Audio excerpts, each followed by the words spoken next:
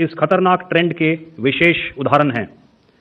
पहलगाम तक पाप का यह घड़ा भर चुका था।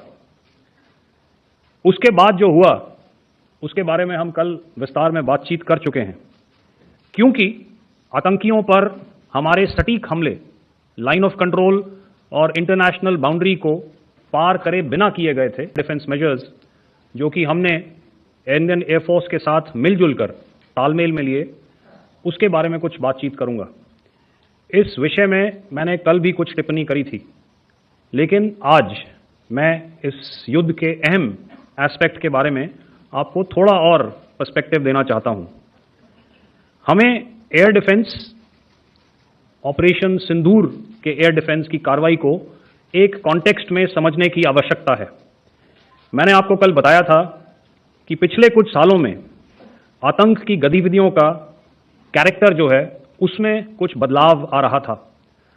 अब हमारी मिलिट्री के साथ साथ मासूम सिविलियंस जो कि अपना बचाव करने में विफल थे, उन पर भी हमले हो रहे थे। 2024 में जम्मू सेक्टर में शिवखोरी मंदिर को जाते हुए यात्री और इस साल अप्रैल में पहलगाम में मासूम पर्यटक इस खतरनाक ट्रेंड के विशेष उदाहरण हैं। पहलगाम तक पाप का यह घड़ा भर चुका था। उसके बाद जो हुआ उसके बारे में हम कल विस्तार में बातचीत कर चुके हैं। क्योंकि आतंकियों पर हमारे सटीक हमले लाइन ऑफ कंट्रोल और इंटरनेशनल बाउंड्री को पार करे बिना किए गए थे, हमें पूरा अंदेशा था कि पाकिस्तान का वार भी बॉर्डर के उस पार से ही होगा।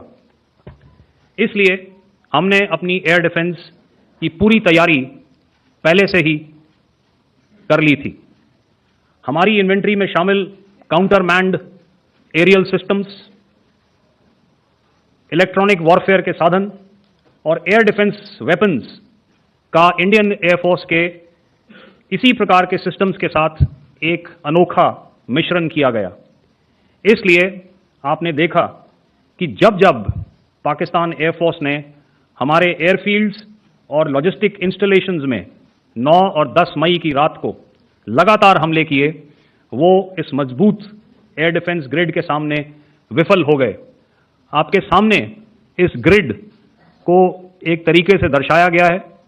आप देख रहे हैं कि इंटरनेशनल बाउंड्री से कितनी layers, radars, counter unmanned aerial systems, उसके पीछे शोल्डर फायर्ड वेपन्स, हमारे विंटेज एयर डिफेंस वेपन्स जो कि काफ़ी सालों से हमारी सेना में हैं। एयर मार्शल भारती ने भी उसके बारे में बात करी। और लास्ट में हमारे modern air defence weapon systems. तो कोई मौका नहीं था कि पाकिस्तान एयरफोर्स ये मल्टी टियर डिफेंस को पार करके पीछे हमारी एयरफील्ड्स या लॉजिस्टिक इंस्टॉलेशंस को टारगेट कर पाए। ये जो डायग्राम आप अपने सामने देख रहे हैं, ये मुझे एक इंसिडेंट की याद दिला रहा है। और मैं आपको इस उदाहरण के ज़रिए से एक ये एस्पेक्ट हाईलाइट करना चाहता हूँ। जब मैं स्कूल में था तो तकरीबन मेरे ख्याल से ये 70 का दशक था, और उस समय इंग्लैंड और ऑस्ट्रेलिया के बीच में, आज शायद क्रिकेट की बात भी करनी चाहिए क्योंकि मैं देख रहा था कि विराट कोहली ने टेस्ट क्रिकेट से रिटायरमेंट ले ली। कई भारतीयों की तरह वो मेरे भी फेवरेट क्रिकेटर हैं। तो 70 के दशक में ऑस्ट्रेलिया और इंग्लैंड की फेमस एशेज सीरीज चल रही थी, और उस समय ऑस्ट्रेलिया के दो बहुत तेज गेंदबाज जो कि क्रिकेट हिस्ट्री में बड़ा उनका नाम है, जेफ थॉमसन और डेनिस लिली, उन्होंने अंग्रेजी बैट्समैन और उनकी बैटिंग लाइनअप को तहस नहस कर दिया था। और ऑस्ट्रेलियंस ने उस समय एक कहावत निकाली थी, that from ashes to ashes and from dust to dust, if Thommo don't get here then Lillie surely must. और अगर आप इस लेयर को देखें तो आप समझ जाएंगे कि मैं आपको क्या बताने की कोशिश कर रहा हूं। तो अगर आप सारे सिस्टम्स को पार कर भी गए तो आपको फिर भी एयरफील्ड या लॉजिस्टिक इंस्टॉलेशन या जो भी चीज़ को आप टारगेट कर रहे हैं उसमें पहुंचने से पहले कोई ना कोई इस लेयर्ड ग्रिड का सिस्टम जरूर गिरा देगा। जो दुर्दशा कल आपने पाकिस्तान एयरफील्ड्स की देखी, और शायद आज भी एयर मार्शल भारती की प्रेजेंटेशन में, हमारी एयरफील्ड्स हर प्रकार से ऑपरेशनल हैं। यही नहीं, पाकिस्तान के ड्रोन्स और वेपनाइज्ड यूएवीज से की गई हमलावर कोशिशें भी इस ग्रिड के कारण नाकाम हुई और जो बचे कुचे ड्रोन्स थे उन्हें हमारे शोल्डर फायर्ड हथियारों से मार गिराया गया। मैं यहां पर अपनी बॉर्डर सिक्योरिटी फोर्स की भी सराहना करना चाहता हूं। उनके डायरेक्टर जनरल साहब से लेकर बॉर्डर पर तैनात बीओपी पर पहरा देने वाले आखिरी जवान भी हमारे इस अभियान में बढ़ चढ़कर शामिल हुए और बहुत बहादुरी से उन्होंने हमारा साथ दिया।